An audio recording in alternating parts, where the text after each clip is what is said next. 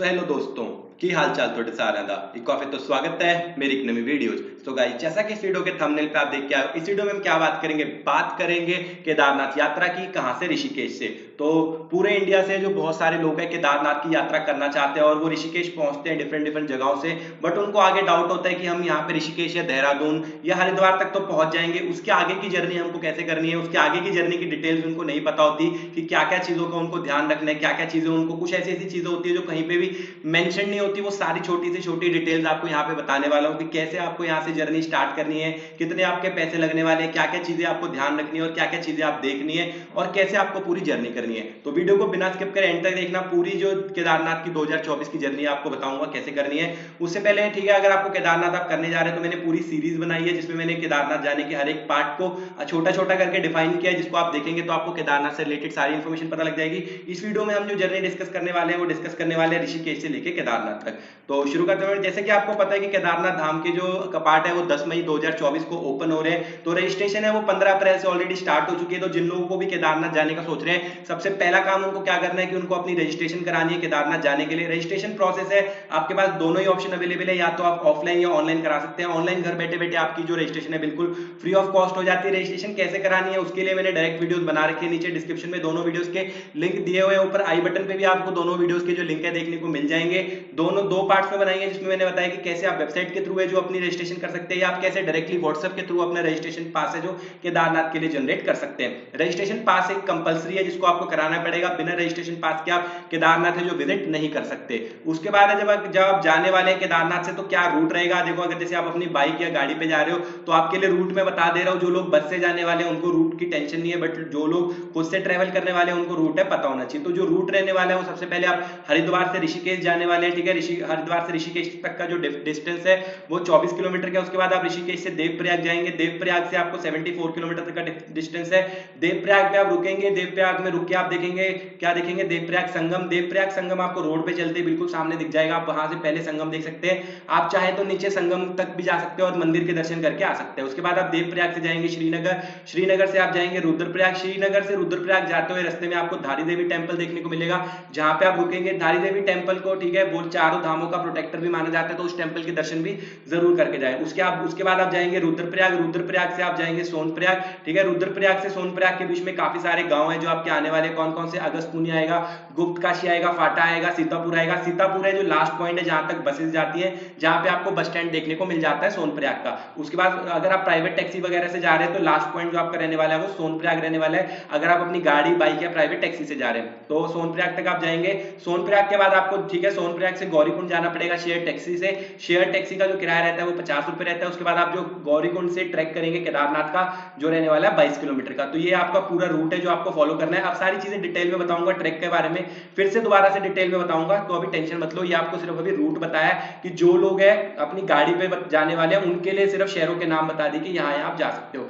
अब हम शुरू से शुरू करते हैं कि सबसे पहले हमको कहीं जाना है तो हमारे पास कौन कौन से मोड ऑफ ट्रांसपोर्ट अवेलेबल है। तो देखो, अगर आप केदारनाथ जाना चाहते हो तो आप कहीं से भी सबसे पहले आपको कहां पहुंच जाना है, हरिद्वार पहुंच जाना है। केदारनाथ जाने के लिए जो मेन पॉइंट आपके पास रहने वाला है वो क्या रहना है, अरे हरिद्वार। अभी आपको बताता हूँ कैसे, बाय आप एयर, बाय बस, बाय ट्रेन आप जा सकते हो। सबसे पहले तो ये बता दूं कि हरिद्वार सिर्फ हरिद्वार तक ही है जो आप आ सकते हो बाय ट्रेन से या बाय बस से। अगर आपको बाय फ्लाइट से आना है तो लास्ट एयरपोर्ट है वो देहरादून का है। इसके बाद आपको जो कोई भी फैसिलिटी नहीं मिलने वाली। हम कैसे जाने वाले हैं, सिर्फ आपके पास दो ही ऑप्शन अवेलेबल है, या तो आप बस से चले जाए या प्राइवेट टैक्सी से चले जाए या खुद का व्हीकल लेके आए, ठीक है। तो यहाँ पे फ्लाइट और ट्रेन की कोई भी फैसिलिटी आपको नहीं मिलने वाली है। कहां से, ऋषिकेश से लेके सोनप्रयाग तक, ठीक है। अब सोनप्रयाग क्या है, देखो जब आपको केदारनाथ ट्रैक जाना है ना, सोनप्रयाग क्या है, बेस कैंप है जहां तक लास्ट आपकी गाड़ियां जाती हैं। सोनप्रयाग के आगे ना ही आपकी बस जाती है, ना ही आपकी प्राइवेट टैक्सी जाती है और ना ही आपकी पर्सनल व्हीकल जाती है। सोनप्रयाग में बड़ी सी क्या बनी हुई है, पेड पार्किंग बनी हुई है। अगर आप अपने व्हीकल पे जा रहे हैं, चाहे आप बाइक पे जा रहे हैं, चाहे आप गाड़ी पे जा रहे हैं, वहां पे आपको अपनी गाड़ी या बाइक है पार्क करनी पड़ेगी। जो गाड़ी का किराया है एक दिन का 200 रुपए है, बाइक का किराया एक दिन का 80 रुपए है। तो आप जितने दिन वहां खड़े करेंगे उतने दिन के हिसाब से आपके पैसे है जो लगने वाले हैं। अब अगर आप बाय रोड जा रहे हैं तो मैंने आपको ऑलरेडी रूट है जो बता दिया जो आपको फॉलो करना है। अगर आप बाय बस जा रहे हैं तो बाय बस आपको क्या करना है, सबसे पहले आपको हरिद्वार से सोनप्रयाग की बस लेनी है।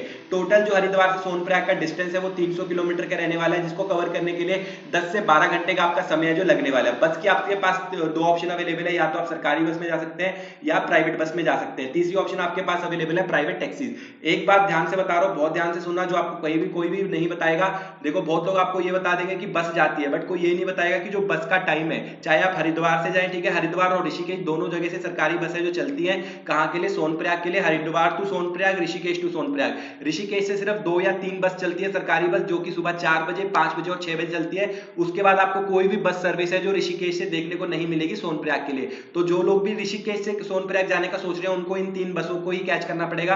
अगर ये बस मिस हो गई तो आपको ऋषिकेश से कोई भी बस है जो नहीं मिलने वाली सोनप्रयाग के लिए। मैक्सिमम जो बसेस चलती है वो कहां से चलती है, हरिद्वार से चलती है। हरिद्वार से भी जो बसेस चलती है उनका टाइम सुबह 4 बजे से लेके मतलब सुबह 8 या 9 बजे तक लास्ट बस होती है। 9 बजे के बाद आपको हरिद्वार से भी कोई बस है जो सोनप्रयाग के लिए नहीं मिलने वाली, क्योंकि डिस्टेंस बहुत ज्यादा है, 10 से 12 घंटे का समय लगता है। तो सुबह जो बसेस निकलती है बहुत ज्यादा अर्ली मॉर्निंग निकलती है। अब जो प्राइवेट बसेस है वो आपको हरिद्वार के बस स्टैंड के बाहर लाइन में लगी हुई दिख जाएंगी। प्राइवेट बसेस में आप जा सकते हो, सरकारी बस में भी जा सकते हो, ठीक है। जो सरकारी बस का किराया रहेगा वो 500 से 600 के बीच रुपए में रहेगा, लेकिन जो सरकारी बसेस होती है वो बहुत ज्यादा ओवरलोड रहती है और फ्रीक्वेंसी कम रहती है। तो मोस्टली लोगों को किसमें जाना पड़ता है, प्राइवेट बसेस में जाना पड़ेगा। अब प्राइवेट बस में भी जाने के लिए आपको एक स्पेशल बात बता रहा हूं कि प्राइवेट बस में भी आपको जाना है तो टिकट है जो एक दिन पहले लेनी पड़ेगी। अगर आप जैसे सुबह सुबह 3 या 4 बजे हरिद्वार बस स्टैंड पे जाओगे और कहोगे कि मुझे बस में बिठा लो, तो वो आपको नहीं बिठाने वाले हैं। अगर आपको ट्रैवल करना है तो आपको क्या लेनी पड़ेगी, टिकट एक रात पहले टिकट जाके आपको लेनी पड़ेगी। कहां से, हरिद्वार बस स्टैंड से ही आपको मिलेगी। ऑनलाइन भी ये टिकट है जो आप बुक नहीं कर सकते। कुछ कुछ जो ट्रैवल्स वाले हैं वो ऑनलाइन बुक करते हैं, तो आपको अगर ऑनलाइन बुक करनी है तो आप पेटीएम रेड बस पे चेक कर सकते हो। अगर आपको कोई बस दिखाई दे रही है तो ऑनलाइन उसको बुक कर लो। अगर बस कोई ऑनलाइन नहीं मिल रही है तो आपको हरिद्वार के बस स्टैंड पे ऑफलाइन ही है जो बुक करने जाना पड़ेगा, और एक दिन पहले जाना पड़ेगा। आज अगर आप बुक करोगे तो कल सुबह जो आप ट्रैवल कर पाओगे, सेम डे आपको जो टिकट नहीं मिलने वाली। तो 2 बातों का यहाँ पे खास ध्यान रखना है कि आपको अगर बस से ट्रैवल करना है तो आपको हरिद्वार में स्टे करना है, हरिद्वार में बस स्टैंड के आसपास स्टे करना है, ताकि आप बहुत इजीली बस स्टैंड तक पहुंच पाए। तो वहां से आपको जब हरिद्वार के बस स्टैंड पहुंच जाएंगे, एक रात पहले आपको अपनी टिकट बुक करनी पड़ेगी। अगले दिन सुबह ट्रैवल करना है। ट्रैवल का टाइम जो सुबह बसेस चलती है वो सुबह 4 बजे से लेके 8 या 9 बजे तक ही चलती है, उसके बाद आपको कोई बस नहीं मिलती। ये बात का खास ध्यान रखना। अब जो लोग ऋषिकेश से बसेस कैच करने का सोच रहे हैं 4 बजे, 5 बजे, 6 बजे वाली, उन लोगों को भी एक खास बात बताता हूं जो आपको कोई नहीं बताने वाला, कि आपको जो अपना स्टे बुक करना है वो आपको ना ऑनलाइन बुक करके नहीं आना। जब आप ऋषिकेश में पहुंच जाए तो अपना स्टे ऋषिकेश बस स्टैंड के आसपास बुक करना, क्योंकि बहुत लोग क्या करते हैं, ऋषिकेश बस स्टैंड से जो स्टे है वो काफी दूर राम झूला, लक्ष्मण झूला के आसपास बुक कर लेते हैं, और जो बस स्टैंड है वो थोड़ा सा दूर है, वहां से 1.5-2 किलोमीटर दूर है। तो सुबह सुबह जब आपको 4 बजे वहां पे जाना होता है, 3:30, 4 या 5 बजे वहां पे जाना होता है, तो सुबह सुबह आपको कोई भी साधन है जो वहां जाने का नहीं मिलने वाला। मतलब ना ही आपको कोई ऑटो मिलेगा, ना ही कोई आपको कैब्स वगैरह मिलेगी। तो आप वहां पे आपको जाना पड़ेगा पैदल, और पैदल जाते जाते आप हो जाओगे लेट और बस को कर दोगे मिस। तो एक बात का खास ध्यान रखना, अगर आप ऋषिकेश से बस कैच करने का सोच रहे हो, या तो अपना किसी ऑटो वाले से किसी से पहले से बात करके रखो कि सुबह मुझे इतने बजे बस स्टैंड जाना है, या जो अपना स्टे है वो वहां पे ऋषिकेश में जाके ऑफलाइन बस स्टैंड के आसपास ही बुक करो, ताकि आप बस स्टैंड है जो बहुत इजीली पैदल जा सको। तो ये पॉइंट्स आपको बहुत ज्यादा ध्यान रखने हैं। फ्लाइट और ट्रेन की कोई भी सुविधा अवेलेबल नहीं है। हरिद्वार से आपको जाना है सोनप्रयाग तक, सोनप्रयाग में आप अपनी गाड़ी बाइक है पार्किंग कर देंगे, ठीक है। सोनप्रयाग से आपको जाना है गौरीकुंड तक। गौरीकुंड तक जाने के लिए आपको टैक्सी मिल जाती है जो लोकल लोग ही चलाते हैं। 6 किलोमीटर का डिस्टेंस रहता है, 50 रुपए पर हेड आपके लगते हैं सोनप्रयाग से गौरीकुंड जाने के लिए। उसके बाद गौरीकुंड से केदारनाथ है जो आपको ट्रैक करके जाना पड़ता है, ठीक है। 16 किलोमीटर का ट्रैक है जो कि आपको पैदल करना पड़ता है। पैदल के साथ साथ आपको काफी सारी और ऑप्शंस मिल जाती है जिनके बारे में हम आगे बात करने वाले हैं। उसके बाद जब आप जा रहे हैं, ठीक है, ऋषिकेश से या हरिद्वार से कहां पे, सोनप्रयाग तक, तो कौन कौन से रास्ते में चीजें आते हैं वो भी आपको एक बार दोबारा रिमाइंड करा रहा हूं। वैसे मैंने पहले बता दिया था। आप हरिद्वार में दर्शन कर सकते हैं, ठीक है। उसके बाद आप ऋषिकेश में दर्शन कर सकते हैं, ऋषिकेश देख सकते हैं। उसके बाद आप जब रास्ते में जा रहे होंगे तो देवप्रयाग संगम आएगा, जैसे कि मैंने आपको ऑलरेडी बताया था। आप देवप्रयाग संगम पे रुक के देवप्रयाग संगम देख सकते हैं। उसके बाद धारी देवी टेम्पल देख सकते हैं, और उसके बाद फाइनली आप गौरीकुंड देख सकते हैं जब आप गौरीकुंड पहुंच जाएंगे। गौरीकुंड में नेचुरल एक पॉन्ड है, मतलब जिसको आप कह सकते हो कुंड है, जो कि नेचुरली गर्म रहता है उसका पानी, और बहुत ज्यादा गर्म रहता है। उसी के साइड में बहुत ज्यादा ठंडी रिवर है जो बहती है, बट वहां पे आपको देखने को मिलेगा कि एक अजूबा देखने को मिलेगा कि नेचुरली है जो कुंड का, गौरी कुंड का पानी है वो गर्म रहता है। तो आप गौरी कुंड में स्नान करके अपना जो ट्रैक है वो स्टार्ट कर सकते हैं। अब बात आती है कि हमको कहां कहां पे रुकना है, ठीक है। हमने जो जो सिटीज की बात ली उन सबके आपको स्टे के ऑप्शन बता देता हूं। पहली बात हम करते हैं ऋषिकेश और हरिद्वार की। ऋषिकेश और हरिद्वार में आपको, हरिद्वार में तो आपको बहुत सारी धर्मशालाएं मिल जाती है जहां पे आप 150 से 200 रुपए देके अपने हॉल में रह सकते हो। अगर आप रूम्स लेते हो धर्मशाला में तो आपको 600 से 700 रुपए में मिल जाते हैं, होटल्स लेते हो तो 1000 से 2000 के बीच में आपको हरिद्वार में रूम्स मिल जाते हैं। ऋषिकेश की बात करें तो ऋषिकेश में बहुत सारे आपको हॉस्टल्स और होटल्स दोनों देखने को मिल जाते हैं, बट फिर से एक बार रिमाइंड करो अपना स्टे सिर्फ अपने बस स्टैंड के पास ही बुक करें, दूर बुक करोगे तो आप प्रॉब्लम में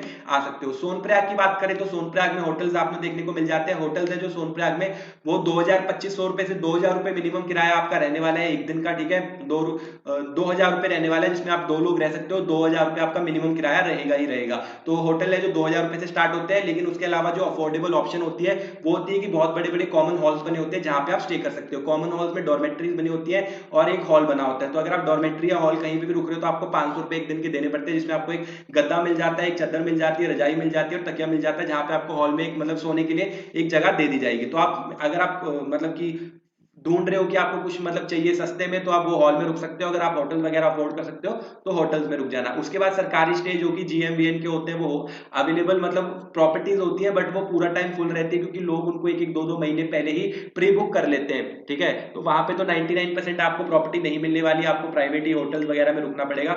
वही सेम गौरीकुंड में भी फैसिलिटी अवेलेबल है, वहां पे भी होटल्स और कॉमन हॉल्स अवेलेबल है, प्राइस सेम रहने वाला है, ठीक है। 2000 रुपए मिनिमम किराया रहेगा, 500 रुपए हॉल का रहता है। लॉकर फैसिलिटीज भी आपको सोनप्रयाग और गौरीकुंड दोनों ही जगह देखने को मिल जाती है। जो आपका एक्स्ट्रा सामान है जो आप उठा के नहीं जा सकते वो सारा का सारा सामान आप सोनप्रयाग या गौरीकुंड में जमा कर दे। लॉकर का जो प्राइस है 50 रुपए एक दिन का रहता है, लेकिन आपको जो अपना ताला है खुद से घर से ले जाना है उस लॉकर को लगाने के लिए, ठीक है। इस बात का ध्यान रखना। तो जो फालतू सामान लेके बिल्कुल भी ट्रैक ना करें, ट्रैक बहुत ज्यादा लंबा है, बहुत ज्यादा डिफिकल्ट है, तो आप फालतू सामान उठा के बिल्कुल भी ट्रैक है जो नहीं करने पाएंगे। अब जो आपको ट्रैक करना है, ट्रैक करने के लिए आपको कहां से स्टार्ट करना है, गौरीकुंड आप पहुंच चुके हैं। गौरीकुंड से आपका जो ट्रैक है 16 किलोमीटर का रहने वाला है, ठीक है। काफी सारी डेस्टिनेशन आपके रास्ते में आने वाली, कैसे कैसे आप जाना है वो भी आपको बताता हूँ। इस इमेज के थ्रू आपको काफी अच्छे से समझ आ जाएगा कि कैसे आप जा सकते हैं गौरीकुंड से केदारनाथ के ट्रैक तक। अब यहाँ पे सोनप्रयाग जैसे कि मैंने आपको बताया कि लास्ट पॉइंट है जहाँ पे आपकी गाड़ी बस सब आपको छोड़ देगा। यहाँ से फिर हम शेयर टैक्सी लेके कहाँ पहुंच चुके हैं, गौरीकुंड तक। अब गौरीकुंड में ट्रैक, ठीक है, आपके पास 3 ऑप्शन रहती है, या तो आप पैदल जा सकते हैं जो कि मैं आपको रेकमेंड करूंगा, जो लोग भी केदारनाथ पैदल जा सकते हैं वही जाएं, जो पैदल नहीं जा सकते वो हो सके तो यात्रा ना करें। बट उसके अलावा भी आपको गौरीकुंड में काफी सारी ऑप्शन मिल जाती है जिसके थ्रू आप केदारनाथ यात्राएं जो कर सकते हैं। पहली ऑप्शन रहती है घोड़े की। अगर आप घोड़े पे जाते हैं तो 2500 रुपए एक साइड का रहता है आपका, ऊपर जाने का और नीचे आने का भी 2500, मतलब कह सकते हैं 5,000 रुपए का आपका बजट रहता है। अगर आप जाते हैं पालकी पे तो पालकी का जो किराया रहता है वो आपका अप्रोक्सीमेट 15 से 20,000 रुपए रहता है एक साइड का। अगर आप पिट्ठू पे जा रहे हैं जैसे कि सुशांत सिंह की मूवी में भी दिखाया गया था, वो पिट्ठू पे उठा के लेके जाते हैं ऊपर पीछे बिठा के अपने, तो उसका किराया रहता है 8 से 10,000 रुपए एक साइड का। तो उस हिसाब से जो भी आपको यहाँ पे ऑप्शन चूज करनी है, आप गौरीकुंड से जो सरकारी जहाँ पे घोड़ा पड़ा हुआ है ना वहीं पे जो काउंटर है बना हुआ है वहां से पर्ची कटा के जो भी सर्विस आपको अवेल करनी है वो सर्विस अवेल करके आप जा सकते हैं, ठीक है। तो लेकिन अगर आपको यहाँ पे जैसे पैदल जाना है तो गौरीकुंड से आप पैदल जाना स्टार्ट करेंगे और पैदल जाके आपका जो पहला पड़ाव आएगा वो आएगा जंगल चट्टी, जो कि गौरीकुंड से अप्रोक्सीमेट 4 किलोमीटर की दूरी पे है। जंगल चट्टी में आपको जो टेंट स्टेज वगैरह देखने को मिल जाते हैं, खाने पीने के लिए दुकानें वगैरह देखने को मिल जाती है। केदारनाथ ट्रैक के ऊपर आपको पानी के काफी सारे सोर्सेज है जो मिल जाते हैं जिसको आप ले जा सकते हैं, ठीक है। उसके बाद आप जब जंगल चट्टी से आगे जाएंगे तो आप पहुंच जाएंगे भीमबली। तो भीमबली का जो डिस्टेंस है वो 3 किलोमीटर का है जो कि आपको कवर करना है। उसके बाद भीमबली से जो हम अगली चीज जाने वाले हैं, भीमबली से हम जाएंगे लिंचोली तक। लिंचोली का जो डिस्टेंस है वो 4 किलोमीटर का है। लिंचोली से कितना से है वो 4 किलोमीटर है गौरीकुंड का। जंगल चट्टी से आप जाएंगे भीमबली तक, जंगल चट्टी से जो भीमबली का डिस्टेंस है वो है 3 किलोमीटर का। उसके बाद आपको यहाँ पे जो भीमबली में भी काफी सारे स्टेज मिल जाते हैं, ठीक है। आपको टेंट स्टे मिल जाएगा, हट स्टे मिल जाएगा जिसको आप कवर कर सकते हैं। उसके बाद जब आप भीमबली से पहुंच जाएंगे, ठीक है, लिंचोली, भीमबली से लिंचोली तक का जो ट्रैक है वो बहुत ही ज्यादा हार्ड है जो आपको कवर करना है। मतलब कि यहाँ पे जो ट्रैक आपको देखने को मिलता है ना वो बहुत ही ज्यादा स्टीप है और आपको बहुत सारी सीढ़ियां चढ़ के जाना पड़ता है। तो यहाँ पे जो सबसे ज्यादा प्रॉब्लम आपको आती है कि यहाँ पे आपको ऑक्सीजन की कमी होती है, सांस बहुत ज्यादा चढ़ती है। तो यहाँ पे आपको बहुत आराम आराम से चलना है और ध्यान से जाना है, ठीक है। जब आप ऊपर लिंचोली पहुंच जाएंगे, लिंचोली के बाद है जो आपको स्नो है वगैरह दिखनी शुरू हो जाएगी। लिंचोली से केदारनाथ बेस कैंप तक का जो ट्रैक है वो ऐसे लिखा तो 4 किलोमीटर का है, बट वो बहुत ही ज्यादा लंबा लगता है, मतलब 6 से 7 किलोमीटर का डिस्टेंस वो लगता है, बट लिखा 4 किलोमीटर हुआ है। तो ये आपको सबसे जो लंबा डिस्टेंस पड़ने वाला है वो यही पड़ने वाला है लिंचोली से केदारनाथ बेस कैंप तक का। फिर वो आपको कवर जब पहुंच जाएंगे तो केदारनाथ बेस कैंप पे आपको अपना स्टे है जो बुक कर लेना है। केदारनाथ बेस कैंप पे आपको बहुत सारे टेंट्स और हट्स देखने को मिल जाएंगे। अगर आप हट बुक करते हैं तो अप्रोक्सीमेट 1500 से 2000 रुपए आपको एक दिन के एक बंदे के पे करने पड़ेंगे। और अगर आप यहाँ पे टेंट में टेंट स्टे कर रहे हैं तो आपको मिनिमम 1000 रुपए पर पर्सन है जो पे करने पड़ेंगे। तो आप जितने भी लोग होंगे 1000 रुपए पर पर्सन के हिसाब से आपको टेंट में शेयरिंग टेंट है जो मिल जाएगा। शेयरिंग टेंट में 3 या 4 लोग का टेंट रहता है। अगर आप सिंगल है तो आपको शेयरिंग टेंट में मिल जाएगा।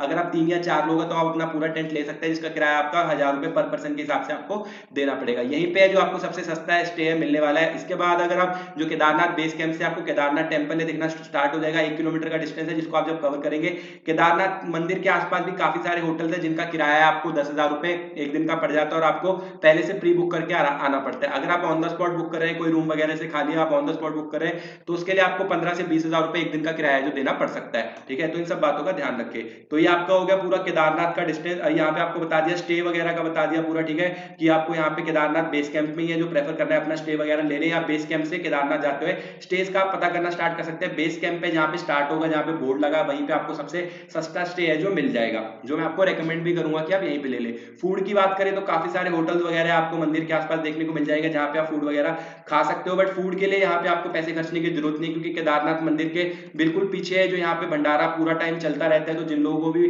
खाना खाना है वो भंडारे में जाके खाना खा सकते हैं। उनको पैसे की मतलब फूड के लिए बिल्कुल भी पैसा खर्चने की जरूरत नहीं है। यही सारी चीजें हैं जो मैंने बहुत ज्यादा डिटेल में यहाँ पे लिख रखी है। जिन लोगों को एक गाइड चाहिए मैं उनको एक गाइड भी दे सकता हूँ। ठीक है, नीचे हर हर महादेव कमेंट कर दें तो मैं उनको ये पूरी गाइड है जो भेज दूंगा।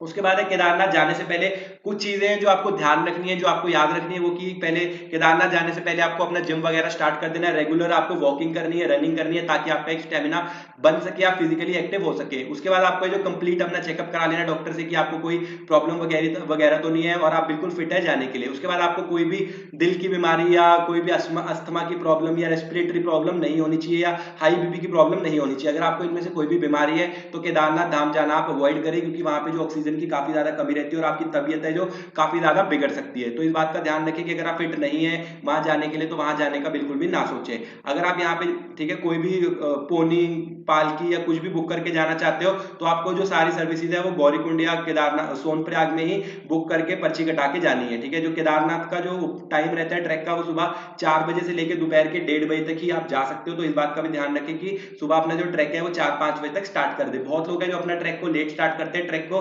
टोटल डिस्टेंस 16 से 17 किलोमीटर का, जिसको कवर करने में आपको कम से कम 10 से 12 घंटे का समय लग जाता है। जो नॉर्मल लोग रहते हैं, जो फास्ट ट्रैकर्स हैं, उनको भी 7 से 8 घंटे का समय लग जाता है। तो जो लोग भी यहाँ पे ठीक है सोच रहे हैं ट्रैक स्टार्ट करने का, वो सुबह 4 या 5 बजे ट्रैक स्टार्ट कर दे, ताकि वो दोपहर को मतलब 4 या 5 बजे तक शाम तक है जो वहां पे ट्रैक कवर खत्म करके पहुंच जाए, और उसके बाद है शाम को आप जो आरती वगैरह अटेंड कर पाए। तो उसके बाद अगली चीज आएगी कि जो आपको ध्यान रखनी है, सारे पॉइंटर्स आपको एक बार फिर से जो रिमाइंड करा रहा हूँ कि जो केदारनाथ की रजिस्ट्रेशन है वो कंपलसरी है, आपको रजिस्ट्रेशन करानी पड़ेगी। रजिस्ट्रेशन का पूरा प्रोसेस नीचे वीडियो डिस्क्रिप्शन में लिंक दिया गया है, जिसके थ्रू आप पूरी वीडियो बना के ठीक है देख सकते हैं और पूरी रजिस्ट्रेशन कर सकते हैं। एडवांस बुकिंग आपके पास होनी चाहिए होटल्स की भी, और जहां पे भी आपको जाना है आपके पास एडवांस बुकिंग होनी चाहिए। प्रिंट आउट है जो आपके पास आपकी रजिस्ट्रेशन के और बुकिंग्स के होने चाहिए जब भी, क्योंकि पुलिस वाले बहुत लोग हैं चेक करेंगे, तो आपके पास सभी चीजों के प्रिंट आउट है जो होने चाहिए। उसके बाद है अगर आप केदारनाथ यात्रा करने जा रहे हैं तो आपके पास हर चीज के लिए 2 दिन मिनिमम है जो एक्स्ट्रा होने चाहिए। क्यों होने चाहिए? क्योंकि जैसे कि सोनप्रयाग में कई बार क्या होता है कि बहुत तेज बारिश हो रही है, ऊपर बर्फ पड़ गई है, तो आपको सोनप्रयाग में रोक दिया जाता है कि आज जो यात्रा